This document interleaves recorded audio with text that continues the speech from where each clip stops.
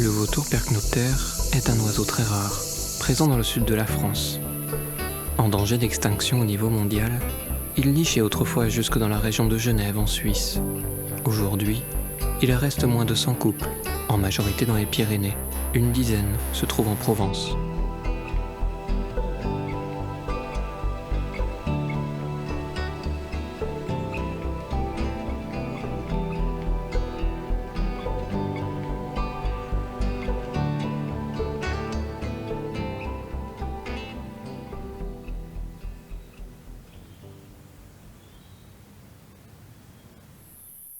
Le percnoptère est le seul vautour migrateur.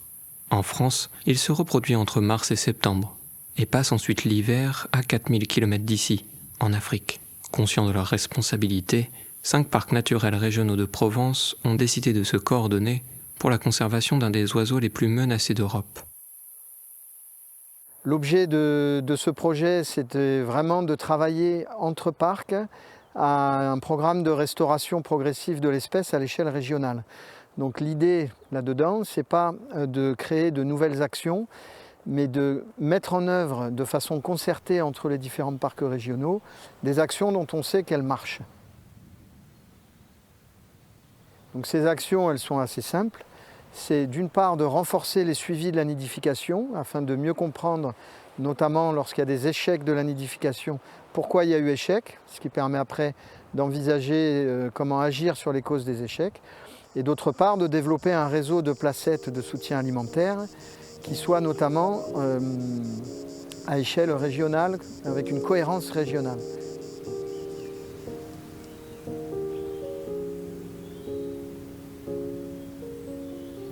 Donc l'Office français de la biodiversité s'est impliqué il y a déjà plusieurs années sur ce programme qui était un programme inter-parcs naturels régionaux sur le percnoptère d'Égypte. Donc une espèce qui est présente bien évidemment donc, dans les Alpilles, dans le Luberon, en Provence-Alpes-Côte d'Azur. Et c'est une des espèces, avec l'aigle de Bonelli, une des espèces de rapaces les plus menacées au niveau national.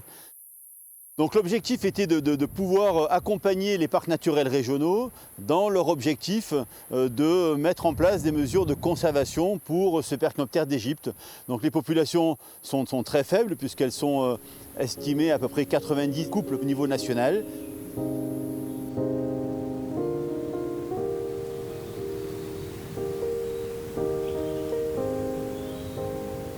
Le plan national d'action vautour percnoptère, c'est un programme qui est mis en œuvre depuis 2014 et qui ira jusqu'à 2023.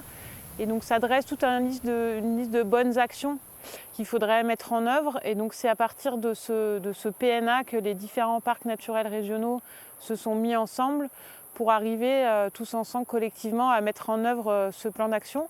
Et donc notamment dans les actions phares, il y avait de renforcer la ressource alimentaire, puisque c'est une des problématiques que peut rencontrer cette espèce, c'est la diminution de l'accès à la ressource alimentaire. Le percnoptère niche dans de grandes parois rocheuses, inaccessibles aux prédateurs. Devenu rare depuis un siècle, il n'a heureusement jamais disparu de France. Et à la différence des vautours fauves, moines et du gypaète barbu, il n'a jamais fait l'objet de programmes de réintroduction. C'est la dernière espèce de vautour qui avait disparu de la région. Le dernier couple nichait en 1981 dans les gorges de l'Aigle. À partir de cette date, on n'a plus aucune donnée de vautour percnoptère, jusqu'à ce qu'on commence à avoir des premiers vautours fauves en captivité. À partir de 1993, on va avoir des vautours fauves en captivité avant de les lâcher. Et la présence des vautours fauves et la présence d'une aire d'équarrissage naturel va favoriser son retour, avec des premiers individus qui sont observés en 1998-1999 et une première reproduction en 2000. Les vautours fauves sont de très grands rapaces, se nourrissant en groupe et dépendant beaucoup des carcasses d'ongulés, domestiques comme sauvages. Le percnoptère, lui, est plus solitaire, avec un régime alimentaire détritivore, assez opportuniste. De taille plus modeste, il bénéficie du passage des grands vautours, qui ouvrent les carcasses avec leur bec puissant.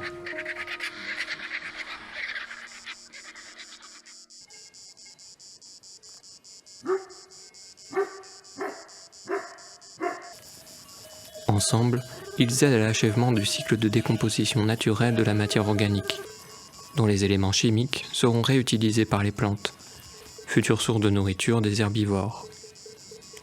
Pour l'élevage extensif, les vautours peuvent ainsi être de véritables équarrisseurs naturels.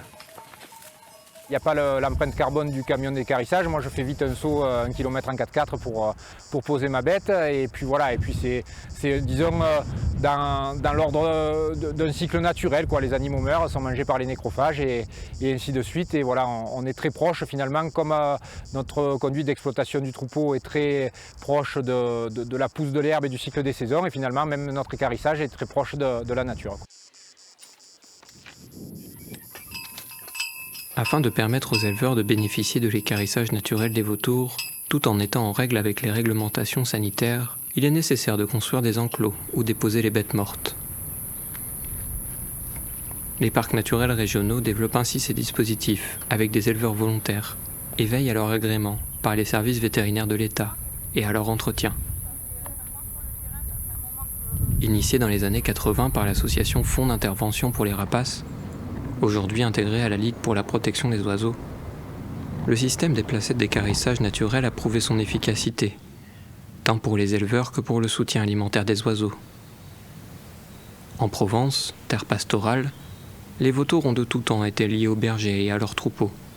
Grâce aux placettes, les vautours retrouvent un accès direct à une ressource alimentaire qu'ils ont toujours exploitée, comme dans beaucoup d'endroits à travers le monde. Les vautours sont très liés à la présence du pastoralisme et leur paysage ouvert gagné sur la forêt, étant donné qu'ils cherchent leur nourriture à vue. Protéger ces rapaces va au-delà de la biologie, interrogeant nos choix de développement des territoires ruraux.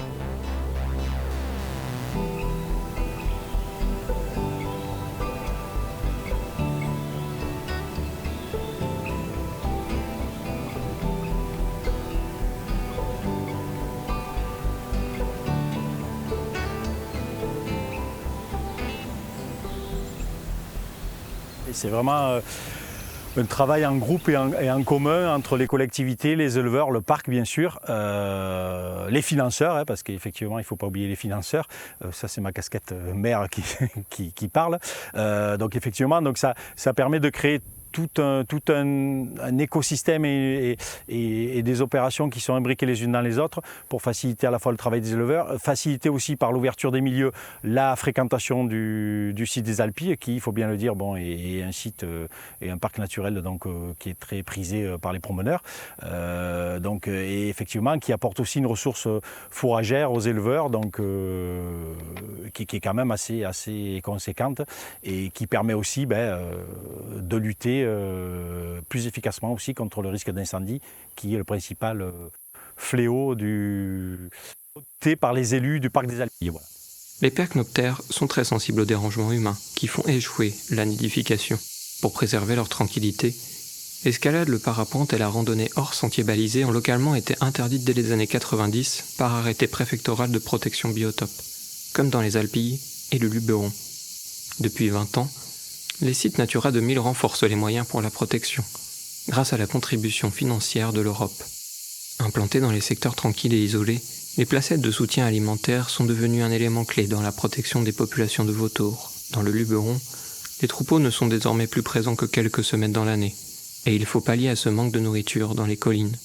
C'est pourquoi du recyclage naturel de déchets de boucherie a été mis en place sur certaines placettes, en coopération avec des commerçants locaux soucieux d'améliorer le bilan carbone de leur équarrissage et de participer à protéger la biodiversité du Luberon. Ils sont déposés par le parc naturel régional une fois par semaine, pendant les 6 mois de nidification. Je travaille en partenariat du coup, avec le Conservatoire d'espaces naturels, le PACA, sur les suivis, où on se coordonne pour suivre les couples présents dans la domaniale.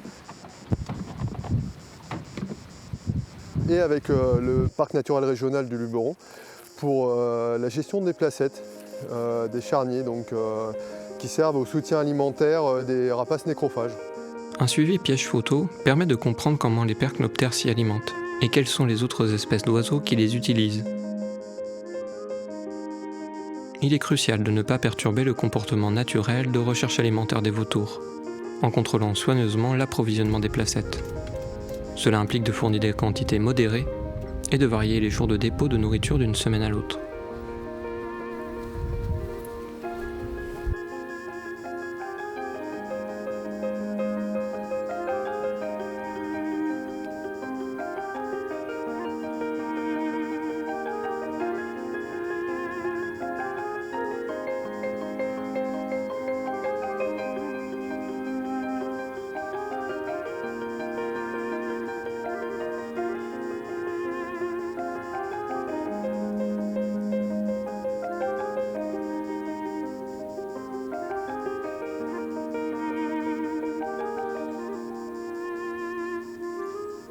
le suivi photo permet de lire les bagues des percnoptères bagués.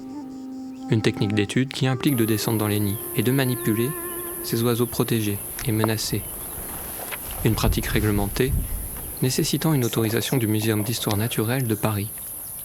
Voilà, officiellement 4P avec une flèche vers le bas, parce qu'on l'a mis de haut en bas. Chaque bague lue permet d'identifier un individu tout au long de sa vie, facilitant le suivi démographique. Donc c'est des mesures qui sont définies par le responsable du programme de bagage, qui est Eric Koberzicki. Et on fait tous la même chose dans les départements différents du Sud-Est et des Pyrénées. Ah, tu m'aimes pas, toi. Émilie, il est très beau, il est très beau. Est-ce que je peux essayer de voir les bagues sur une photo? Au moins Malgré les efforts de préservation et d'études, les vautours percnoptères subissent des menaces multiples, telles que les collisions avec les infrastructures, le braconnage et l'empoisonnement. L'OFB intervient à plusieurs niveaux. Et notamment, on intervient en matière judiciaire parce que cette espèce est une espèce longévive, donc les adultes vivent longtemps. À chaque fois qu'il y a un adulte qui disparaît, ça porte atteinte vraiment à la conservation de l'espèce. Et donc, il y a malheureusement toujours des cas de braconnage, donc des personnes qui tirent sur ces espèces-là, et également des cas d'empoisonnement parce qu'on découvre des oiseaux qui ont été empoisonnés. Donc les inspecteurs de l'environnement de l'Office français de la biodiversité mettent en place des enquêtes judiciaires pour essayer de trouver l'auteur de l'empoisonnement ou du braconnage de ces espèces-là. Et donc c'est un gros travail d'enquête qui est mis en place. L'empoisonnement des vautours, notamment par les molécules toxiques ingérées par le bétail, constitue de nos jours une menace majeure pour ces espèces nécrophages, suite à l'usage massif en Afrique et en Asie d'un anti-inflammatoire qui s'est révélé mortel pour les rapaces charognards. Les populations de vautours percnoptères ont fortement décliné à partir des années 90. Ce médicament est heureusement toujours interdit en France. Mais les cas d'empoisonnement de vautours augmentent malgré tout. Ils sont dus aux dépôts illégaux d'appâts empoisonnés contre les carnivores. Mais l'intérêt des placettes est aussi de fournir une sorte de nourriture non toxique qui aide à réduire ce risque.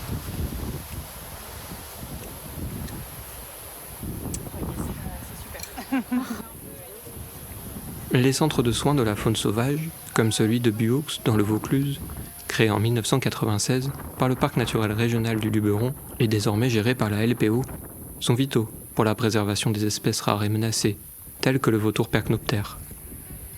Ces centres permettent de soigner et de relâcher les individus blessés ou intoxiqués, contribuant ainsi à la conservation de la biodiversité. Le relâcher d'un vautour percnoptère qui a survécu, comme ce jeune vautour du Petit Luberon, est un moment d'espoir inspirant pour continuer à préserver notre biodiversité. Car prendre soin du vivant, c'est prendre soin de nous-mêmes.